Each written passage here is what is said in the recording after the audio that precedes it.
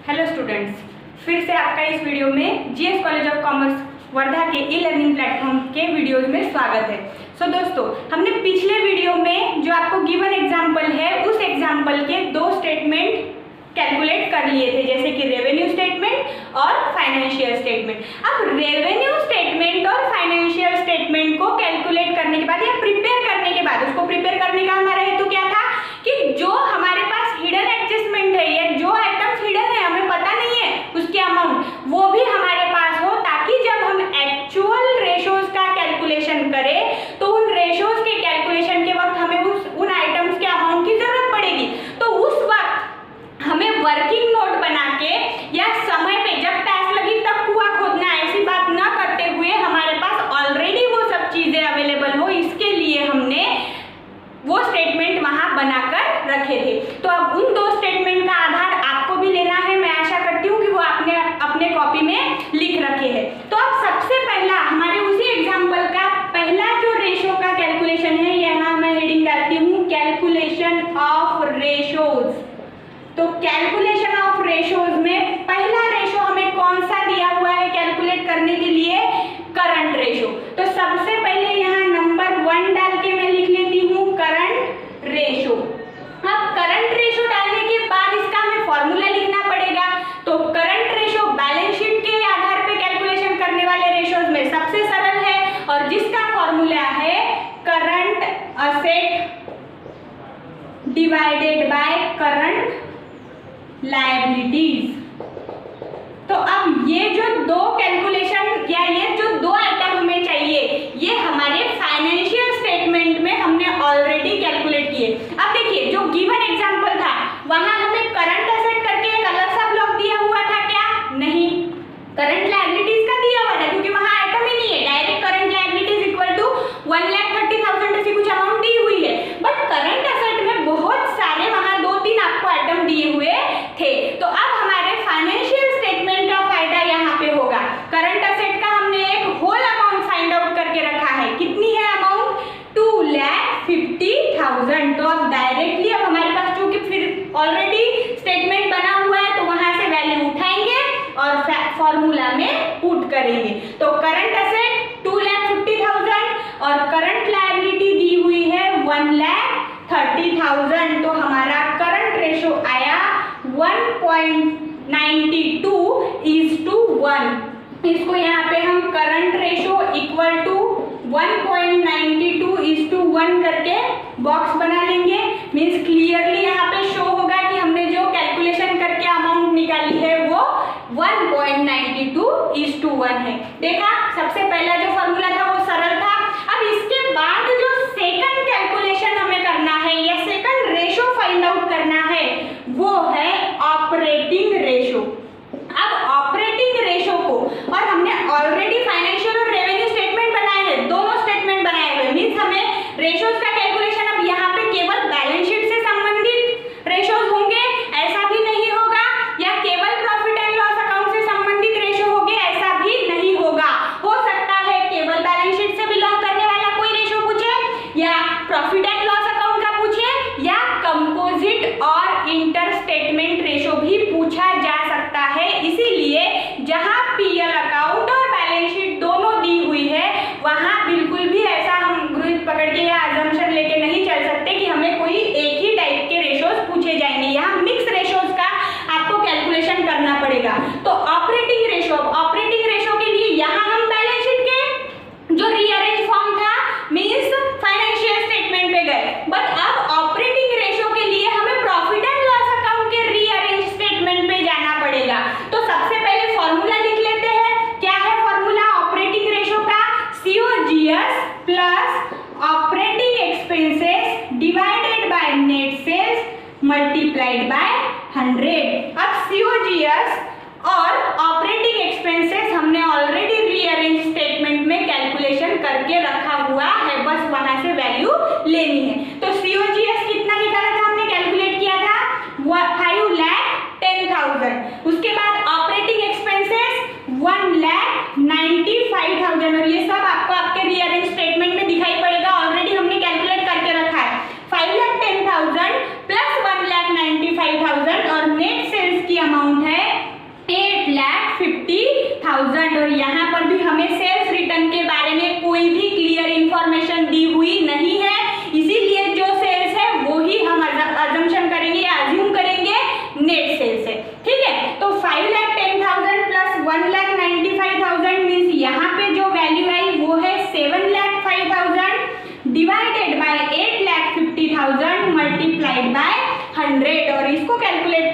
हमें मिलेगा 82.94%, क्योंकि ये प्रॉफिट एंड लॉस अकाउंट से बिलोंग करने वाला रेशो है। और यहाँ हमने ऑपरेटिंग रेशो के कैलकुलेशन में मल्टीप्लाइड बाय 100 किया हुआ है, और जहां भी हम मल्टीप्लाइड बाय 100 करते हैं वहां परसेंटेज का साइन आता है। तो दो रेशो का कैलकुलेशन हमने हमारे स्टेटमेंट का आधार लेके कर लिया। उसके बाद तीसरा रेशो, अब फिर से यहाँ पूछा है stock turnover ratio. Stock turnover ratio means अब फिर से और कहाँ जाना पड़ेगा हमें, फाइनेंशियल स्टेटमेंट पे। तो स्टॉक टर्नओवर रेशो का फॉर्मूला है COGS, cost of goods sold divided by average stock. अब कॉस्ट ऑफ गुड्स सोल्ड तो हमारे पास है 5,10,000 डिवाइडेड बाय एवरेज स्टॉक अब हमें कैलकुलेट करना पड़ेगा, और ये जो एवरेज स्टॉक है ये हमने स्टेटमेंट में कैलकुलेट किया हुआ नहीं है। मीन्स अब ये इसके लिए मैंडेटरीली हमें शॉर्ट नोट और वर्किंग नोट यहाँ बनानी ही पड़ेगी। अब कुछ लोग ये सोच सकते हैं कि हमने जो इतना स्टेटमेंट का वहाँ पे फॉर्मेशन किया तो ये उसका उद्देश्य ही ये था कि हमें वर्किंग नोट बनानी ही ना पड़े, पर कुछ कुछ जगह तो हमें वर्किंग नोट बनानी पड़ेगी, क्योंकि जो हम वहाँ स्टेटमेंट में कैलकुलेट नहीं कर पाए, बस ऐसे जगहों के लिए एक या दो ही वर्किंग नोट आपको बनानी पड़ेगी। आधे से ज़्यादा कैलकुलेशन हमारा स्टेटमेंट में हो जाता है। तो करके इतनी दिक्कत अब हम करेंगे, यहाँ पे एक वर्किंग नोट बनाएंगे, और वर्किंग नोट आपको ऐसे साइड में अपने जहाँ भी आप फॉर्मूला इसको कंटिन्यू ऐसा ही लिखेंगे, और वर्किंग नोट बाजू में लिखेंगे या नीचे में दिखाना है। वर्किंग नोट में क्या आएगा फिर, फॉर्मूला एवरेज स्टॉक का।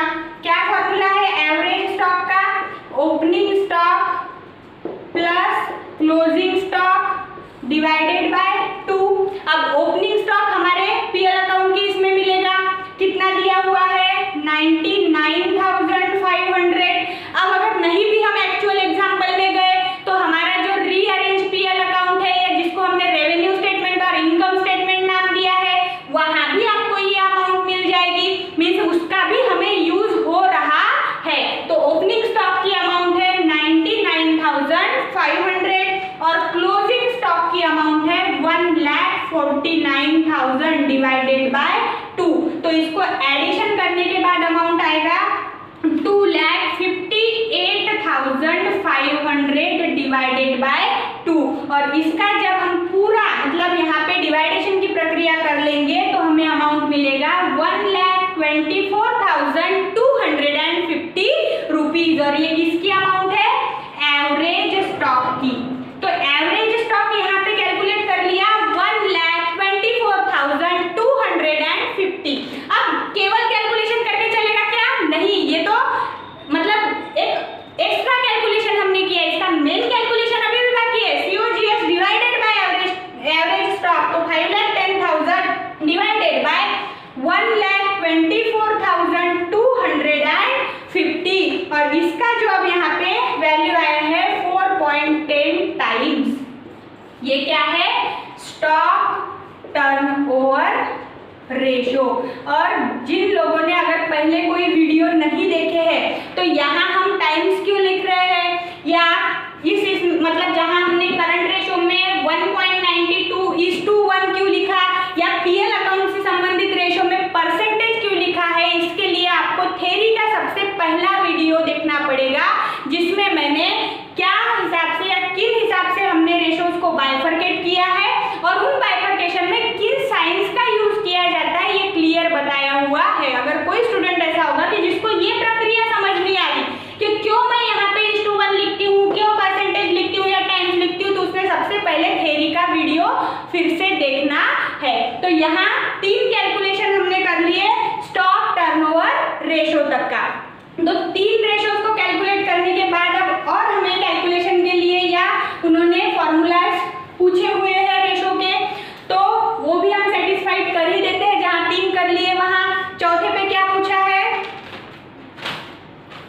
Return on total asset, return on total asset और रिसोर्सेस करके नाम दिया है, रिटर्न ऑन टोटल रिसोर्सेस। और जो मैंने आपको फॉर्मूले का एक पूरा PDF प्रोवाइड किया है, उसमें कम से कम 70 से 80 फॉर्मूला आपको दिए हुए हैं। तो यहाँ जो भी फॉर्मूला आपको पूछा जा रहा है या रेशो का कैलकुलेशन पूछा जा रहा है वो सब फॉर्मूलाज आपके पास अवेलेबल है। तो पीडीएफ भी आपको रोज उससे गो थ्रू होते रहना है तो ही आपको फॉर्मूलाज याद रहेंगे। तो फोर्थ क्या पूछा है, रिटर्न ऑन टोटल रिसोर्सेज। इसका फॉर्मूला बनता है net profit after tax and interest divided by total asset multiplied by 100। अब जो हमने वहां बना के रखा हुआ है रेवेन्यू स्टेटमेंट, उस रेवेन्यू स्टेटमेंट का सबसे लास्ट जो आइटम मिला है वो है net profit after tax and interest. अब वहां पर टैक्स की कोई भी प्रोविजन बताई हुई नहीं थी करके, जो net profit before tax and interest है और जो net profit after tax and interest है दोनों की वैल्यू सेम दिख रही है। बट अगर प्रोविजन होती तो अमाउंट में वहां हमें डिफरेंस दिखाई पड़ता। तो अभी सेम है करके यहाँ कोई दिक्कत नहीं है। तो net profit after tax and interest की अमाउंट वहां आई थी 1,50,000। अब यहाँ तक का किसी को कोई दिक्कत नहीं है क्योंकि ऑलरेडी हमें सब पता है। उसके बाद नीचे जो पूछा है टोटल असेट।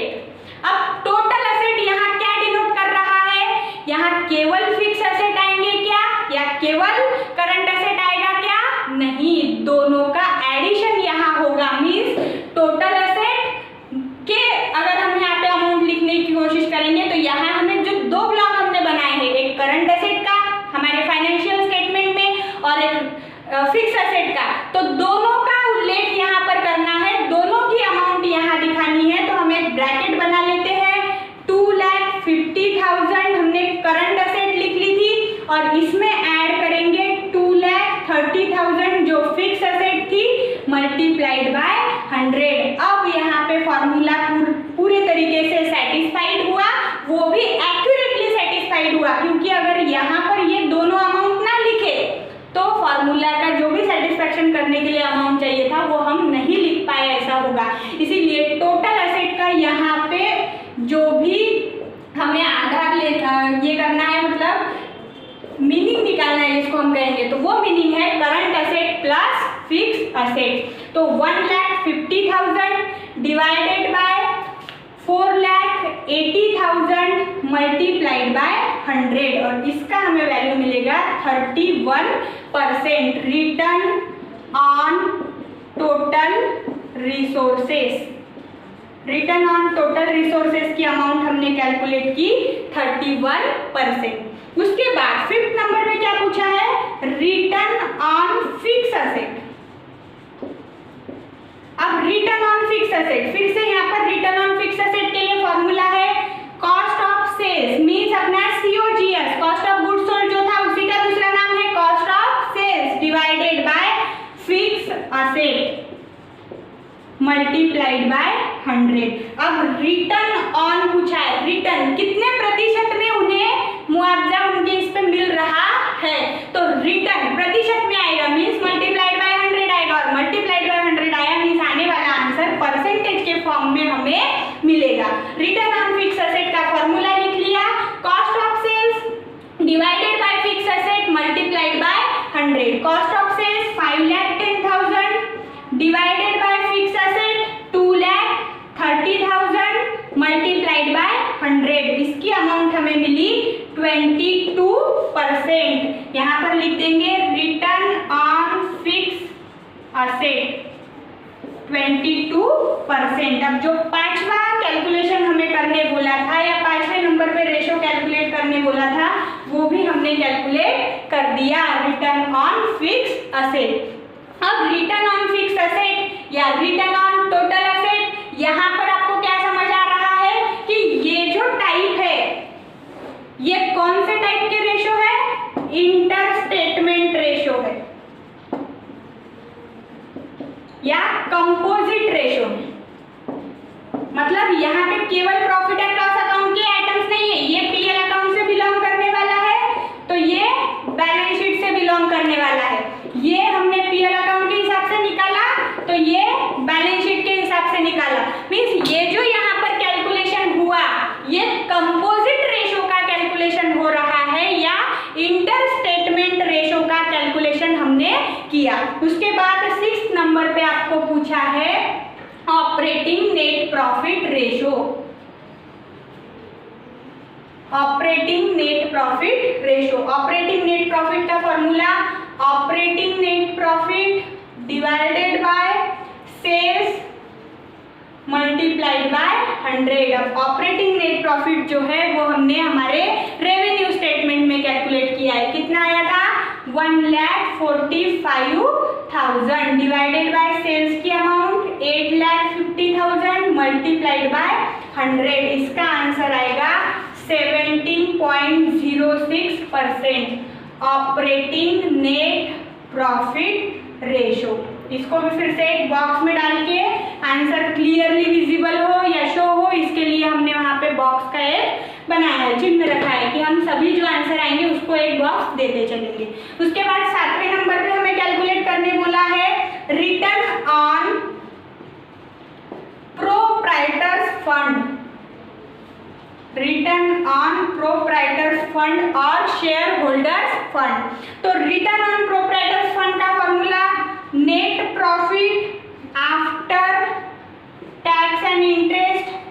अब फॉर्मूला यहाँ लिखती हूँ इसका, net profit after tax and interest divided by proprietors fund multiplied by 100। और अब यहाँ पे प्रोप्राइटर्स फंड के लिए हमें फाइनेंशियल स्टेटमेंट पे जाना पड़ेगा और फाइनेंशियल स्टेटमेंट के कैलकुलेशन की वैल्यू हमें यहाँ पे समझ आ रही है कि अगर हम फाइनेंशियल स्टेटमेंट ना बनाते तो केवल बैलेंस शीट के आधार पे हमें फिर से एक वर्किंग नोट बना के फॉर्मूला शो करके बनाना पड़ता है, इसीलिए हमने ऑलरेडी कैलकुलेट कर रखा है।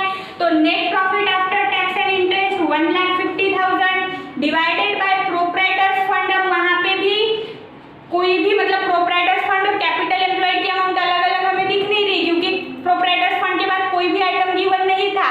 अगर होता तो ये अमाउंट भिन्न भिन्न होती या अलग अलग होती, लेकिन नहीं है तो जो है वही हमने लिख ली 1,50,000 डिवाइडेड बाय 3,50,000 मल्टीप्लाइड बाय 100। इसका आंसर आया 42.86%। ये था रिटर्न ऑन प्रोप्राइटर्स फंड। और इस कैलकुलेशन के बाद अभी आपको जो इंटर स्टेटमेंट रेशो का कैलकुलेशन है वो भी समझ आया, क्योंकि इसके पहले